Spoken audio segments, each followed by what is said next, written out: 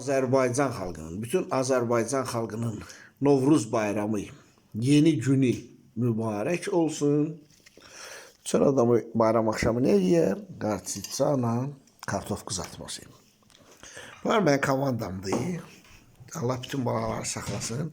Biz gəzməyə da hər yerə, bunlarla gedirik bir yerdə.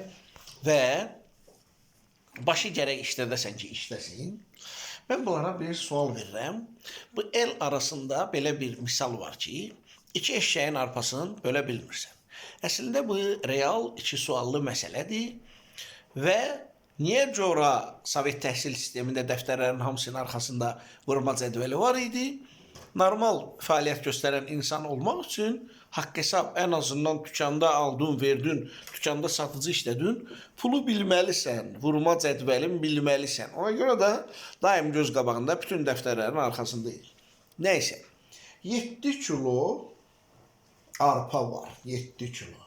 Bunu 2 dənə eşeğin arasında elə bölgünə ki, birinə digərindən 1 kilo artıq arpa düşsün, yarım kilo da əlavə arpa yerdə qalmış olsun.